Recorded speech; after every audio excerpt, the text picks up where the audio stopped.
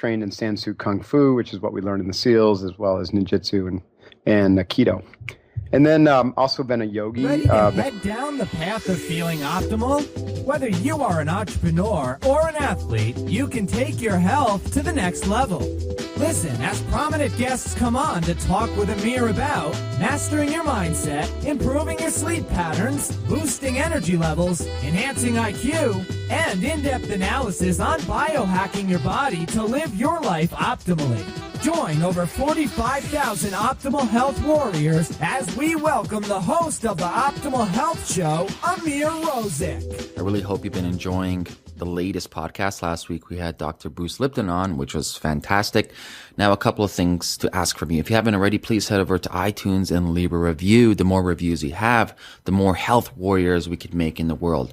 Now, today's show is going to be awesome because we got Mark Divine on the show. Now, Mark Divine is a New York bestselling author. He's ranked #1 trainee of SEAL Buds, class number 170. He served 9 years on active duty and 11 years as a reserve SEAL, retiring in 2011. He founded NavySeals.com, which is a leading website for gear and information about the SEALs, and then launched US Tactical, a leading company to increase the quality of life for SEALs and become an inspiration for SEAL Fit. So warriors, today's podcast is all about biohacking mental toughness, biohacking a body, and what it really takes to become a Navy SEAL. So without further ado, warriors, please sit back and relax and enjoy today's amazing podcast with Mark Divine. Hey, Mark, welcome to the Optimal Health Show, brother. How you doing? Great, Ameer. Great to be on the show. Thanks very much. I'm excited that you're here. We're going to be delving into a lot of things, talking about the Navy SEAL trainings, mindset, diet, exercise, and martial arts. But before we actually begin, why don't you tell all the health warriors out there the quick story about where you come from? All right. Yeah, sure. I'm originally from upstate New York, so I'm an American guy, and I one of the things that's unique about me is I joined the military to be a Navy SEAL at 25 years old, and spent 20 years as a Navy SEAL, roughly 10 active duty, running and gunning and doing that job, and then another 10 as a reserve officer, retiring as a commander in 2011.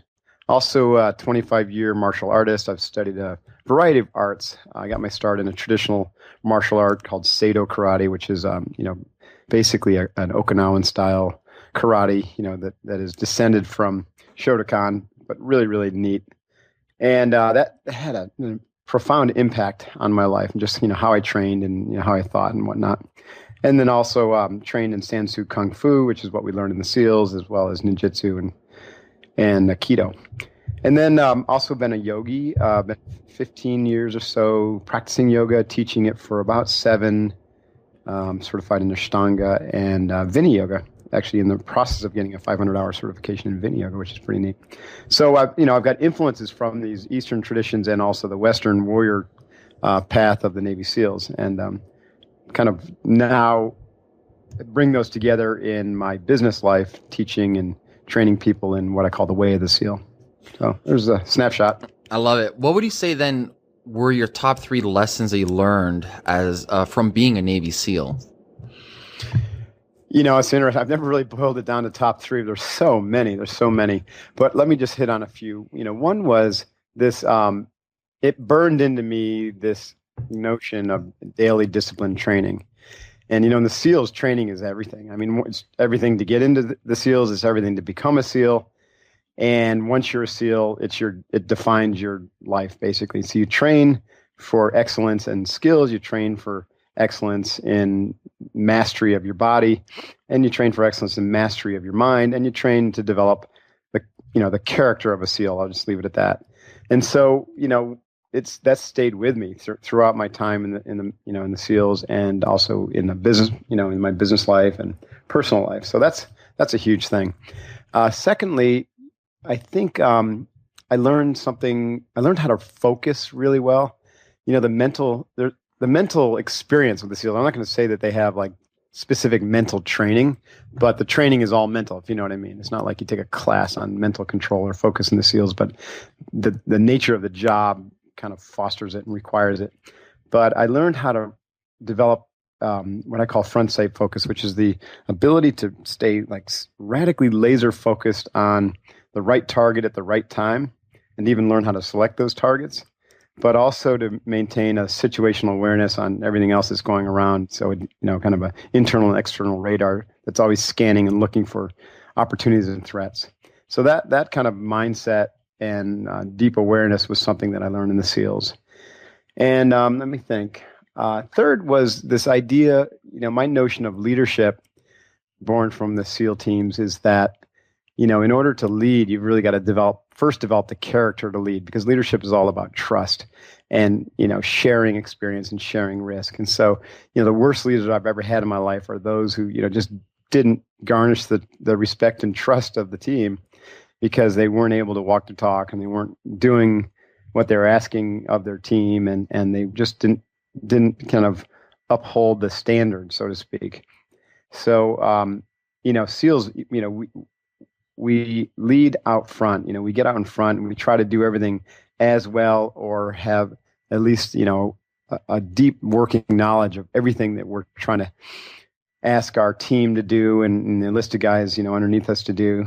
And so we'd end up, with this very kind of flat organization, and we're all pitching in, you know what I mean? It's like if we're going out to do a night free fall jump, then, as an officer, I was right there with the guys, building the rigs and getting the rubber ducks ready and, preparing for the mission. And I had to do my planning, but then on the flip side, I would ask everyone else to be involved in the planning. And it was not a top down, hey, we're going to do this, so shut up, or, It's very family oriented. Very much so. Yeah. It's a very small organization. And, relatively speaking, considering most military organizations, and it's, very tight and very family oriented, like a tribe. What would you say are like the main training modalities you do as a SEAL? You mean in terms of physical training? Yes. Well, we can combine that both. We can combine into physical training and maybe like mental durability. Sure. Well, what SEALs are required, I'm going to actually use kind of what I teach for SEAL Fit, which is one of my businesses, because it's essentially designed it for SEAL candidates and for people in special ops. So in order to do that job, number one, you have to be fit over a super long period of time. And so durability is really important, right? You got to develop the core strength and the joint strength and the mobility and a keen awareness on how to avoid injuries and to overcome injuries really quickly and that type of thing. And I lump all that into durability. It's probably one of the most important things for lifetime training. And so with SEALs, we spend a lot of time stretching and a lot of time doing range of motion and mobility drills and learning about, proper sleep and fueling and all that stuff that's going to lead to lifetime, operating, so to speak, because we don't want to be benched. We love our job. We want to be out in the field, and getting injured sucks. And so that's really important. And in fact, in a lot of training programs, that gets left up to the athlete, and there's nothing said about that. And so we spend a lot of time with that in SEAL Fit. And then the other thing, there's a couple others that are really important. Now, SEALs have to be kind of a blend of endurance athletes, but they also have to be strength athletes in that they really do need to carry their own load. I mean, they don't have to be the strongest guy in the platoon, but you've got to be able to carry your load and, not be a liability to the team. So strength training combined with, endurance training are really important.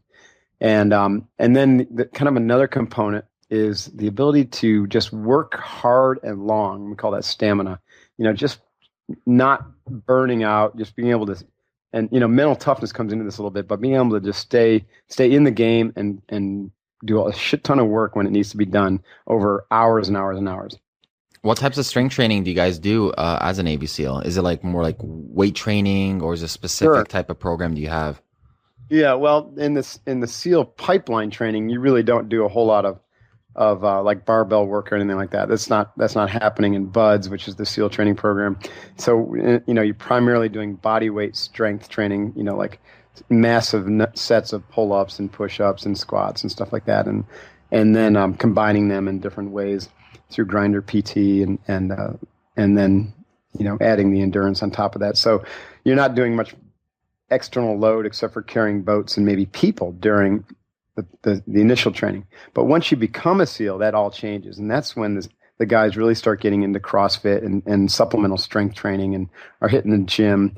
So a typical training day might be, from 7:30 to 9, you're going to do your PT session, which is going to be like a CrossFit WOD with a 6-mile run or something like that.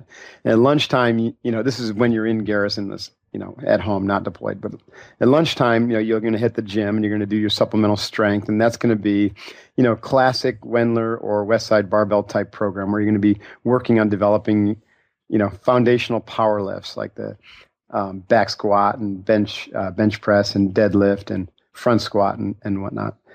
And so you'll work those. And then in the evening, you might do a ruck or go for an ocean swim or do, a yoga class and some stretching or something like that. And so that's kind of a classic day in the Navy SEALs. And you've got to remember, in between, there's often a lot of physical work that's being done. You might be out building stuff, getting ready for a mission, or you might have some training that requires, you do physical training or physical movement of some sort, like climbing caving ladders, on shipboarding training and stuff like that.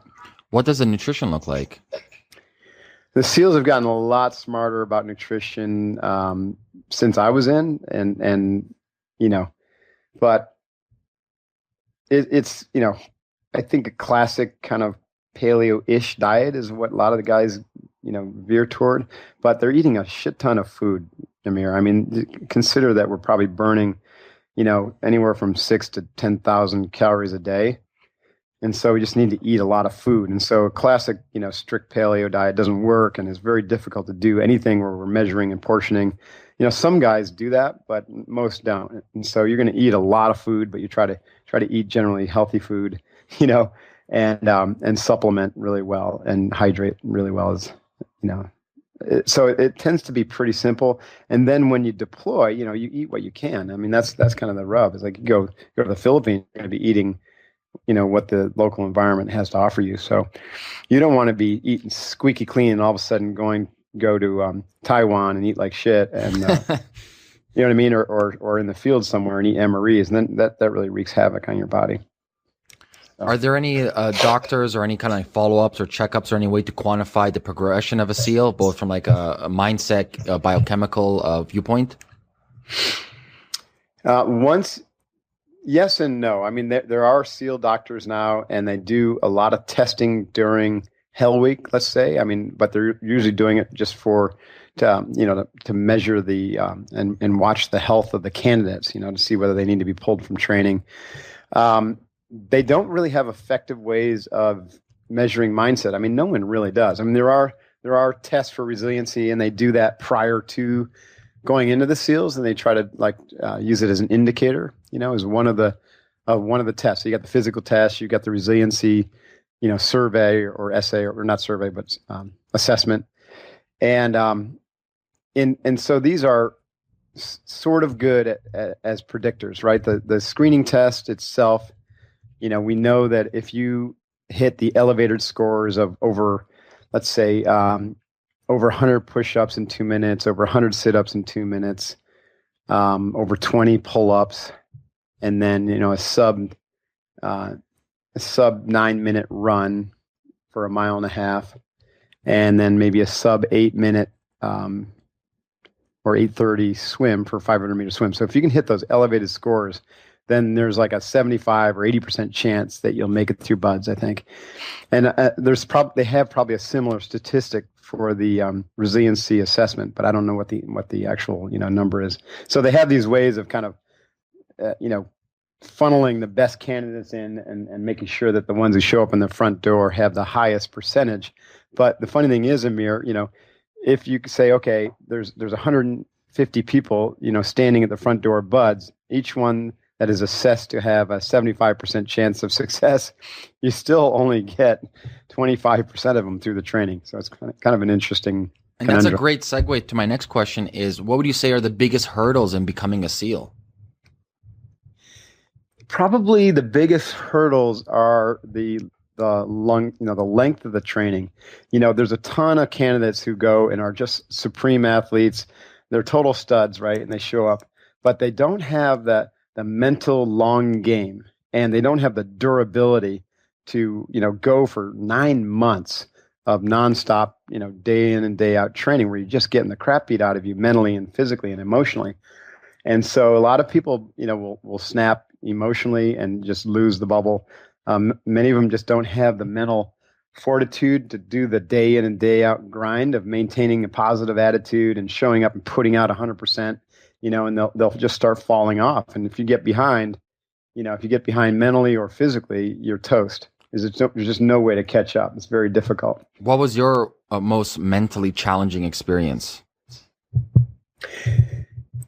I think for me, I just started to experience a little fatigue in the third phase of training, like literally with a month left, because I was a little bit older than everyone I went through. I was 26 at that time, and I was still obviously young and in great shape. But, I was experiencing some mental fatigue, and I think it was probably because I didn't take as good care of myself on the weekends as I really needed to. I didn't eat like the dog food that I preach today, or I feed my students today about, really getting a lot of rest and not partying in the weekend and doing yoga and getting a massage. That's all kind of prime time to recover. Because SEALs, for the most part, only 1 month of the BUDS program, you're training 7 days a week. The rest of the time, you do get weekends off usually, or at least one day off. And so that's prime recovery time. And I didn't do that very well. And, there was toward the end, I knew I was going to make it through. And so I started to party a little bit more on the weekend, which was a big mistake. and I was just I was toasted by the end. And, I still made it. I was honor man of my class, but I definitely, could have done better there. That was probably the biggest challenge for me. Hell Week, people who asked me that question in the past, I would say often that Hell Week was the biggest challenge, and it was. Hell Week was an extreme challenge physically for me. And that is, going around the clock physically for around the clock for 6 days straight, 5 evenings, no sleep. That was an extreme physical challenge, but I enjoyed it. It was really interesting. I really enjoyed that aspect of it. I enjoyed seeing what my body could do. I had kind of more of a witnessing approach to that whole week. I mean, there was nothing in me that was going to quit. I mean, instructors pulled me out on Thursday and they tried to get me to quit by having me do 1,000 burpees. And, I just had it took me a while to get Really? 1,000 burpees straight? Yeah. Oh, yeah. Wow. Yeah. They called them 8-count bodybuilders back then. It was basically a burpee. And, it took, like I said, I had, because of my martial arts training prior to, and the fact that we spent a lot of time in meditation, and I developed this visualization practice that was pretty in depth as well. And so I had some skills. I was really focused on controlling my breathing, really focused on my visual imagery, and really focused on maintaining a positive mindset. And all these things I practiced, I used every day at BUDS, and I was sailing through where other people were failing. And I even, I used them during Hell Week. And like this one instance, after about maybe 20 or 30 of these burpees, I just started to break those skills out. And I really got into a zone state pretty quickly. And, So how do you get in that zone? Like, kind of lead us through the experience. Sure. This is key to what I teach my athletes at SEALFIT, and also professionals and CEOs in Unbeatable Mind, is that you can activate a zone and then practice it, and then, get back to it, quicker and quicker until it can be almost at will triggered, right? And the way we do it is we start with the breath, right? And so we slow the breathing down and we control the breathing, and we practice that with a skill I call box breathing, which is it's a controlled breath where you hold the breath at the inhale and the exhale. Now the breathing starts to tune your physiology and your psychology into kind of one harmonious, being. And we are a body mind after all. It's not like we can say, okay, you train your body, but you don't touch your mind. Your mind is always engaged in everything you're doing. And so this breath pattern and starting to take conscious control over your breath until it becomes a new unconscious pattern of deep diaphragmatic breathing. And then in the stress moment, right, we go back to that breath and we use it as a trigger to kind of tune our physiology and calm ourselves down deeply, right? So that's really the first. And then the second is this process to essentially route out any negativity and redirect your mind, keep it focused on positive performance around whatever it is you're trying to accomplish. And so there's a process where we develop what I call the witness, to be able to, observe what's going on in your mind. You treat your mind like like you've got a sentinel in there kind of watching your thought patterns, right? He's sentry at the gate, so to speak, and he's watching your thoughts. And anytime a thought enters your mind that doesn't support your mission, then, you basically zap it, you get it out, and then you redirect, you find that new thought, or create the new thought that's going to drive you towards success. So that's critical. That's second. So that's part how you dialogue with yourself, and also, but more importantly, just setting up this or training to have this ability to watch your thoughts constantly. And that's a deep skill, but it's super, super powerful. And then the third thing we do at Ameer is the imagery, which I mentioned earlier, is that, you might have dialogue going on in your mind, but there's also imagery and sensations also flooding your body all the time. And so to learn to notice, what's going on in those two areas, the imagery and the sensations, and then to also use that information for, what might be called intuitive intelligence, and then to learn to direct your, sensations, emotions, and imagery toward performance and toward that, flow state. And then the last thing is to set like super, super short-term goals. Like when I was doing 1,000 burpees, I was doing one at a time, and that's all. I was trying to do one perfect burpee at a time. And I didn't let myself think about the next one until I was done with that one. And I didn't care about the one I did before, because that was ancient history. And so, this develops kind of a way to stay really present while moving forward, methodically toward your goals in a slow is smooth, kind of smooth is fast approach. Well, so my question though is, like, after, doing the burpees, doing the mindset, doing the breathing and everything, obviously this stems from your own personal background in martial arts, Japanese forms of martial arts. Why aren't the Navy SEALs kind of incorporating these principles that you learned in martial arts more or less at the beginning of the program? Well, they are these days. They didn't teach it when I was there. I just kind of had to figure it out on my own. But now they're starting to get a little wiser. So at least they have a classroom on what they call the big four skills. And those big four skills, they're not as elaborate as what I described to you, my four, but they call it, one is called attention control. So it's loosely related to the sentinel kind of process that I mentioned. So just the ability to watch your, make sure your inner dialogue isn't defeating you. The other is called arousal control, and they teach a tactical breathing pattern for this, which is essentially to inhale to a 4 count, exhale to a 4 count. And they do teach, they talk about visualization. They don't really teach it, but they talk about it, how important it is. And they also talk about goal setting. So they do introduce the concepts, but as you know, Ameer, these are difficult to train, right? I mean, you can't always be running around doing pull-ups and push-ups and have this attitude that we're always busy, like the SEALs do, to train these things. It's more of an ancient approach, like in yoga and martial arts, where you train this. It's a very solitary thing where you train this on a meditation bench, right? And you train this in a long ruck where, you're being cued and coached to do this. And so I don't think that the military has those skills yet. It's going to take probably another few years before folks who've learned this stuff on the outside will be able to train it on the inside. They are starting to stand up and take note, and doing studies on, how to develop the brain and the mind of the warrior. And so there's some movement in this direction for sure. With your experience of martial arts, you've done many different martial arts. What would you say is your biggest takeaways from that? And how can people apply these principles that you learned in martial arts in their everyday life today?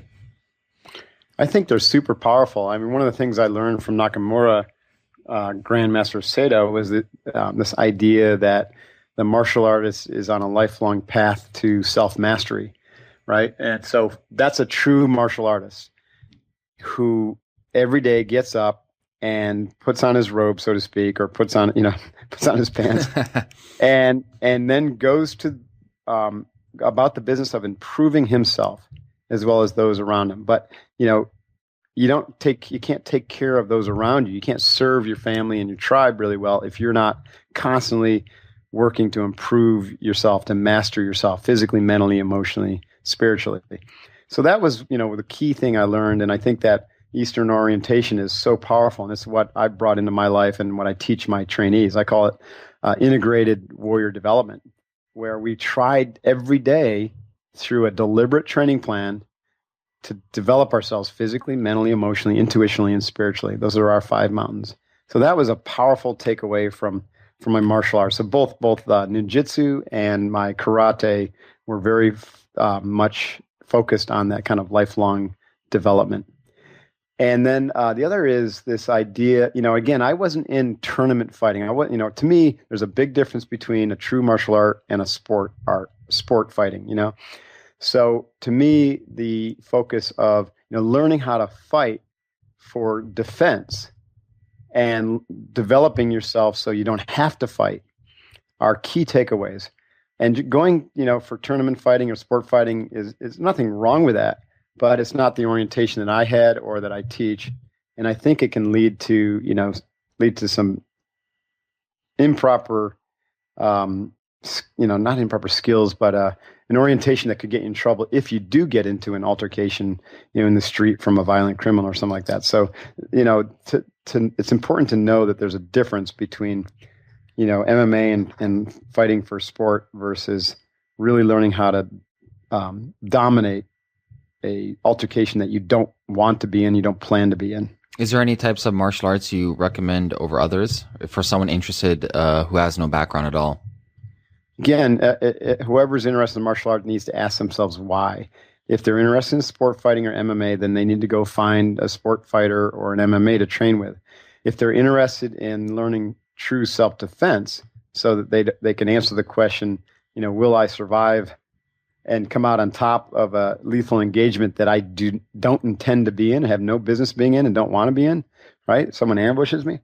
Then there's 3 that I recommend. One is Sansu Kung Fu, which is a very, very effective street fighting combat art. It's really designed for the Chinese mob by a guy named Jimmy Woo, and that's what we trained for in the SEALs in the 90s. Very effective. It was called SCARS at the time, developed by this guy named Jerry Peterson. And there is a spin-off, actually, in a public course by one of my instructors. He wasn't a SEAL, but he was a civilian instructor for Jerry named Tim Larkin. He's got a program with a 2-day seminar called Target Focus Training. It's fantastic.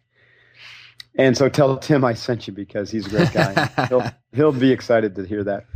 Anyways, then so that's Sansu Kung Fu or Target Focus Training if you just want to do a seminar, 2-day seminar, which is I highly recommend that approach anyways. And then the other is Krav Maga, which is an Israeli self-defense system, designed to teach the Israeli citizens who had joined the military how to fight. And it too is developed for very practical, kind of. Now, is Krav Maga a offshoot of Sistema, or they have some kind of similarities? They all have similarities, and that was the third I was going to recommend. So Sistema and Krav Maga. So Krav, basically, the guy who developed Krav had been experienced in many different martial arts, and he studied, the most effective methods for self-defense and threw out everything else and put it into this system called Krav, and taught, how to teach it pretty quickly, progressively. Same thing with Sistema. Sistema came out of the Russian special ops. And, their guys studied all these different martial arts and did a similar thing and just shook in what didn't work and kept what did.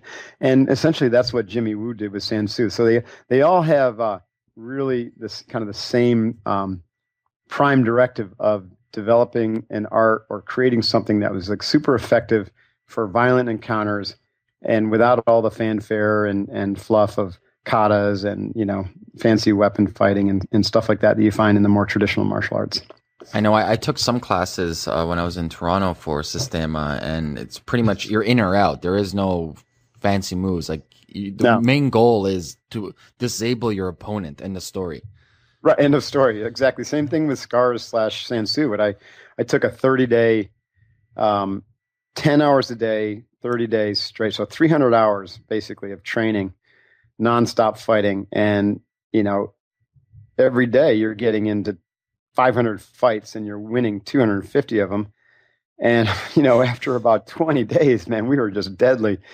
It was amazing. And it's just what you said. It's like you got to end the threat and you're going to be on top and there's no defense. It's all offense. And so to call it a self-defense is kind of a misnomer. If you get yourself into a situation where you know it's going to happen, you attack. You have no business waiting around to be, bludgeoned if you know someone's going to attack you. And it's very violent and swift and, it's super effective, actually. It is. Now, Mark, if you had to summarize and put all your years of experience in one bubble, what would you say is your number one optimal health tip? Number one optimal health tip is to train every day, to elevate training to the same level as eating and sleeping. Those are your three pillars, right? And without those pillars, your foundation goes away. It falls apart. And we see this all the time. People who don't train, they have a haphazard approach to the physical and mental training that they do, which is most people in this world. Then they're kind of wandering around and flailing. Their bodies are slowly, declining. Their mind is going to go into decline. And even though they're eating and sleeping, and they could try to eat and sleep better, but eventually, there's only so much you can do. Your body needs to be trained every day. It's like, if you've got a beautiful new car, and you just put fuel and water into it every day, after 30 years, it's going to fall apart. But if you put fuel and water and then you took it to the shop and cleaned it and tuned it up every single day, then in 30 years, it's going to be a pristine, beautiful car. It's just be a little bit older. That's kind of what I mean by training. It's like you take your body, your physical body, and which I include your brain and your mind as part of that. You take it to the shop every day and you do some work on it. You know what I mean? It's super important. And that's 7 days a week. You know what I mean? I'm not saying hardcore training 7 days a week, but you train your body and mind 7 days a week, and you treat it just as important as eating and drinking and sleeping. And everything else will take care of itself. I love it. I really do love it. Mark, where can people find more information about you? Yeah, well, I think sealfit.com. If people want to get inspired, a lot of people love going to our website and watching our videos. We've got a fantastic program there for functional fitness to get people kind of fit like a SEAL mentally and physically. And then for corporate execs and professionals who may be a little bit busier and maybe don't have the time to do the physical training sessions that we do, unbeatablemind.com is a great place to learn about that. And of course, I've got a couple books out. I actually have 3 books, Ameer. Way of the SEAL came out in January, published by Reader's Digest. That was a bestseller from Wall Street Journal. It's fantastic about leadership, mentally tough leadership. Really neat. And my whole training program for mental, emotional, intuitional, spiritual strength is in there. And then 8 Weeks to SEAL Fit was a New York Times bestseller. That came out about 2 months ago. And that is my physical training program. Actually, the subtitle is Unconventional Physical and Mental Training, or something like that, unconventional training for physical and mental toughness. And then the third book is kind of my philosophy. I self-published. That's called Unbeatable Mind. All these are available at Amazon or at our website at sealfit.com. Amazing. Well, Mark, thank you so much for coming on the Optimal Health Show, brother, and have an amazing day. Yeah, Ameer, it's been great. Thank you. Take care.